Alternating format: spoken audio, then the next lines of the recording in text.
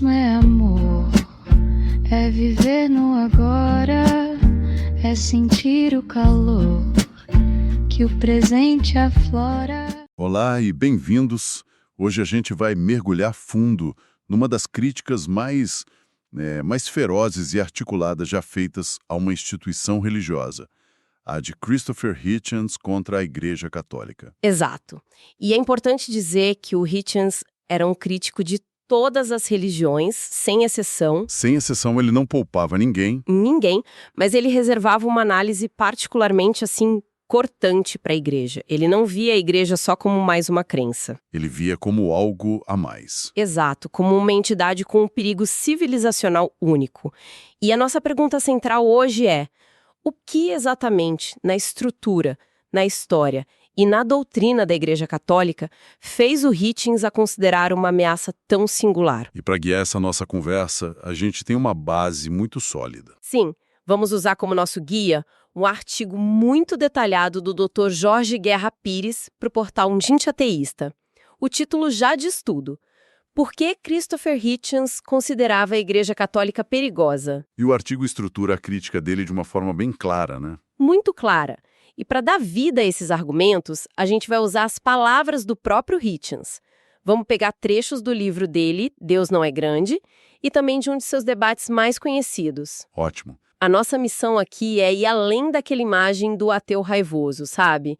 É entender a crítica dele como uma análise fria, estruturada, sobre poder institucional, moralidade e, claro, política. Certo. Então vamos começar por esse pilar central. A igreja como uma instituição de poder. Muitas religiões são institucionais, claro.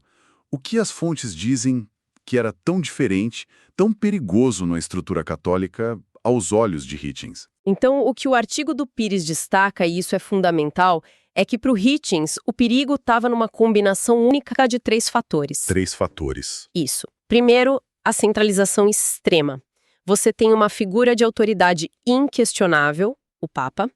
Segundo, uma continuidade histórica de quase 2 milênios, o que dá para ela uma resiliência, uma memória institucional que, é inigualável. Uma máquina que aprende há 2000 anos. Exatamente. E o terceiro, e talvez o mais importante, uma autoridade moral autoatribuída, que se coloca acima de qualquer lei secular ou controle democrático. Entendi. É tipo uma corporação transnacional que não presta contas a ninguém, exceto a si mesma e a sua divindade. Entendi. Não é só uma fé, é uma estrutura de poder com alcance global e que opera fora das regras do jogo, digamos assim.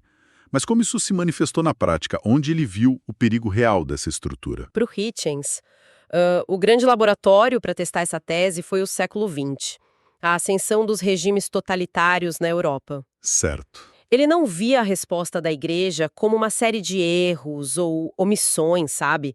Ele via como um padrão de comportamento, um padrão calculado. Um padrão? Isso. E o artigo de Pires nos lembra dos exemplos que Hitchens usava incansavelmente. O mais famoso, sem dúvida, é a Reichskonkordat, de 1933, o tratado assinado entre o Vaticano e a Alemanha nazista. Espera um pouco. Então a tese dele não era que a igreja errou ao se aliar a fascistas. Não. Mas que fez uma escolha consciente e estratégica. Isso é uma acusação muito, muito mais grave. Exatamente. Na análise do Hitchens, a concordata não foi um ato de ingenuidade, foi um quid pro quo, um toma lá da cá. E o que cada lado ganhou? O Vaticano deu a Hitler sua primeira grande legitimação internacional. Pensa bem, um selo de aprovação moral de uma entidade global. E, em troca, o regime nazista garantiu os privilégios da igreja na Alemanha. Privilégios como? Controle sobre a educação católica, proteção de seus bens, esse tipo de coisa. Mas, como o artigo ressalta, esse não foi um caso isolado. Longe disso. Teve outros? Sim. Teve o Pacto de Latrão, de 1929, com o regime fascista de Mussolini, na Itália, que basicamente criou o Estado do Vaticano. Teve o apoio explícito militar ao regime de Franco, na Espanha, que a igreja chegou a chamar de cruzada. Uma cruzada? E teve a colaboração clerical com regimes fantoches nazistas, como o Ustasha, na Croácia, e o de Vichy, na França. É um padrão realmente perturbador. Então a tese final dele, segundo o que o Pires descreve, era que a igreja, quando confrontada com a escolha entre uma democracia secular, que poderia limitar seu poder, Exato. e um regime autoritário que prometia proteger seus privilégios, ela consistentemente escolheu o autoritarismo. Essa era a conclusão inevitável para ele. A autopreservação institucional sempre vinha antes, superava qualquer compromisso com a liberdade ou com os direitos humanos. Era a lógica de uma máquina de poder. E essa ideia de priorizar a instituição acima de tudo, imagino que isso tem uma conexão direta com a forma como ele via o escândalo de abuso sexual infantil, certo? Totalmente. Não como um problema de indivíduos, mas como uma falha do próprio sistema. Grotesca dessa mentalidade. A crítica dele, e o artigo de Pires aprofunda muito bem isso, não era sobre a existência de padres maus. O problema não eram as maçãs podres. Não. O cerne da questão era a resposta institucional. A igreja, segundo ele, não agiu como uma comunidade de fé chocada com crimes hediondos. Agiu como? Agiu como uma corporação em modo de controle de danos. E quais eram os mecanismos desse controle de danos que ele apontava? O padrão era claro e global. Primeiro, a transferência sistemática de padres abusadores de uma paróquia para outra.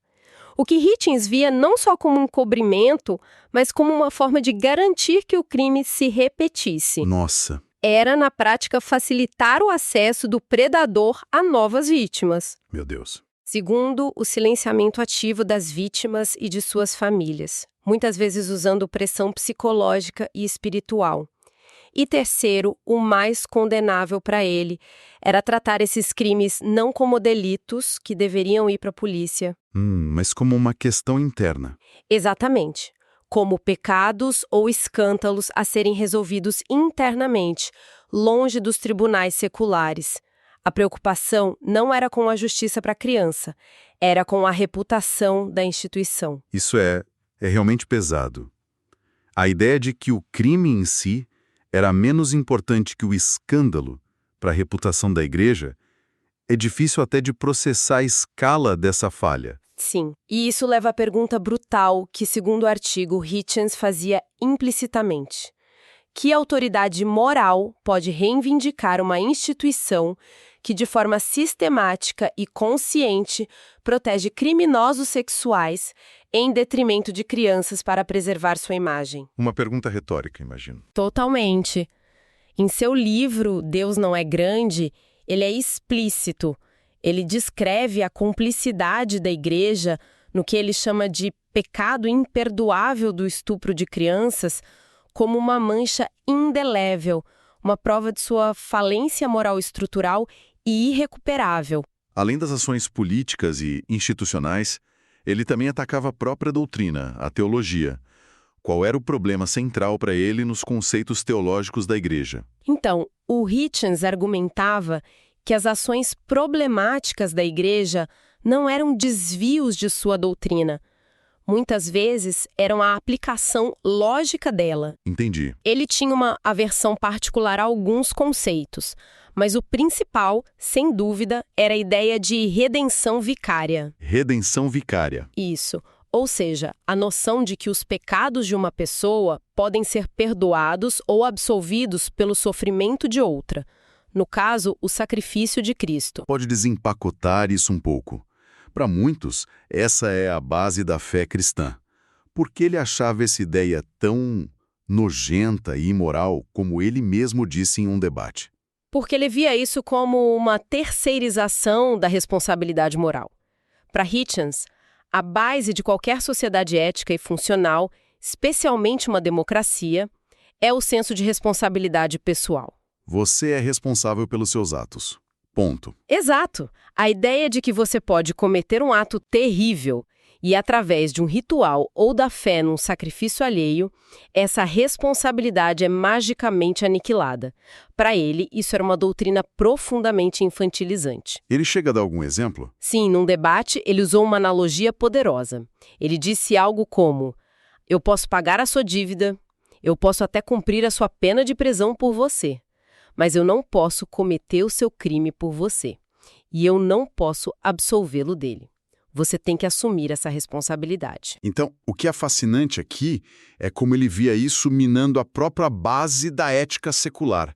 Não era só um conceito teológico abstrato. Exatamente. Ele via isso como um veneno para a cidadania. Se as pessoas acreditam que a responsabilidade final por suas ações pode ser transferida para uma entidade divina ou perdoada por um confessor, isso enfraquece o senso de dever cívico. O senso de responsabilidade mútua. Perfeito. E aí você soma isso a outras doutrinas, como o pecado original, a ideia de que você já nasce culpado. E a obediência cega. E a obediência cega à autoridade clerical como a virtude suprema. O resultado, na visão de Hitchens, era um sistema projetado para minar a autonomia e a consciência individual, que são, sim, essenciais para uma sociedade livre.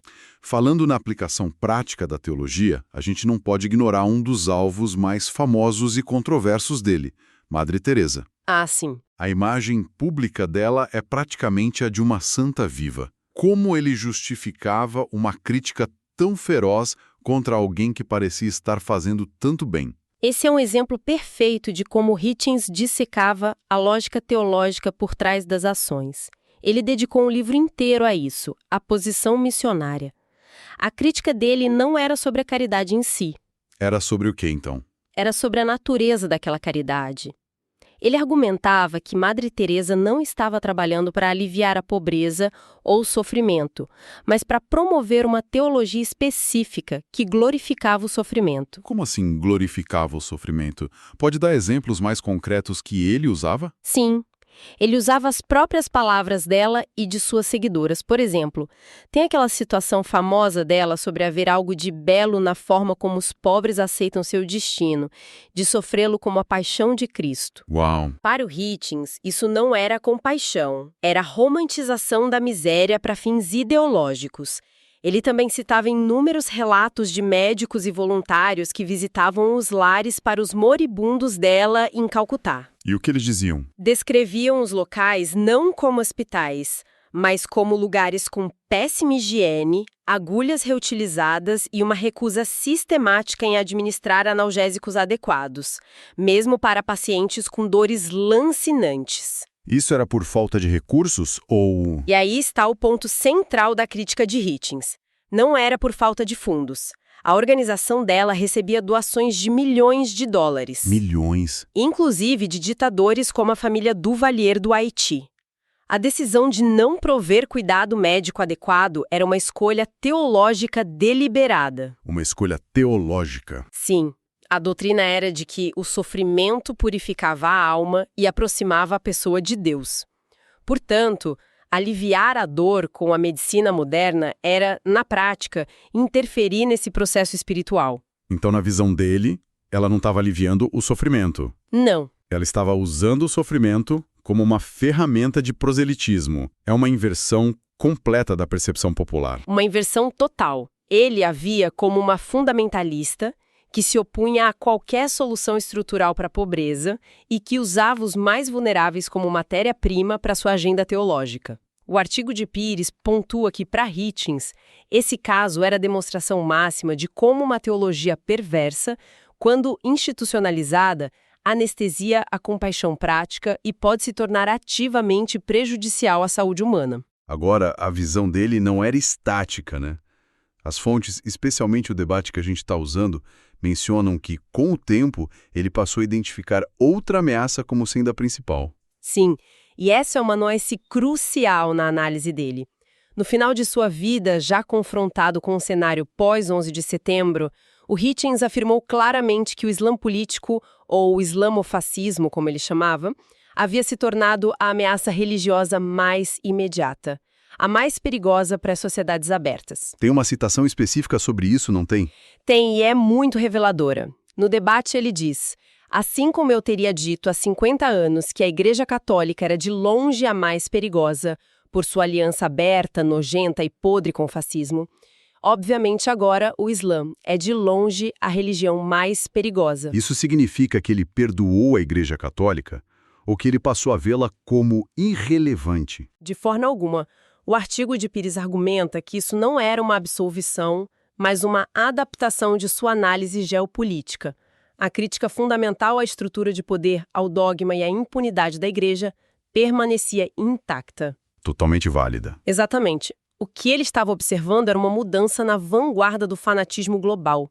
A questão que a análise dele deixa no ar é se estávamos testemunhando o lento declínio de um poder teocrático centralizado, como o da Igreja, Certo? apenas para vê-lo ser substituído por formas mais descentralizadas, caóticas e militarizadas de fé política. Então, para a gente recapitular, a crítica de Christopher Hitchens à Igreja Católica nunca foi só sobre a fé privada das pessoas ou a crença em Deus. Nunca. Era um ataque direcionado àquilo que o artigo de Pires chama de a mais eficiente máquina religiosa de poder já criada na história. Uma instituição que por séculos buscou moldar leis, controlar a educação e policiar os corpos e as mentes das pessoas. Perfeito. Para ele, o perigo não era a crença em si, mas a fé armada com autoridade institucional, com um longo histórico de impunidade e com doutrinas que, no fim das contas, minam a responsabilidade individual. Exatamente. A crítica era a fusão entre o poder temporal e o poder espiritual em uma única entidade implacável. E isso nos deixa com um pensamento final para reflexão. Uma questão que emerge da conclusão do artigo de Pires. Vamos a ela. O modelo de poder institucionalizado e hierárquico, como o da Igreja Católica, está de fato em declínio no século XXI? E se estiver, o que está preenchendo esse vácuo de autoridade? Uma boa pergunta. Será que estamos vendo o surgimento de novas formas de dogmatismo, talvez seculares, talvez algorítmicas nas redes sociais, que usam mecanismos diferentes, não a confissão, mas a coleta de dados, não a excomunhão, mas o cancelamento? Para exercer um controle semelhante sobre o pensamento e a sociedade? Exatamente. A pergunta que fica é: a crítica afiada de Hitchens a uma forma específica de poder pode nos ajudar a identificar e, quem sabe, a resistir a outras.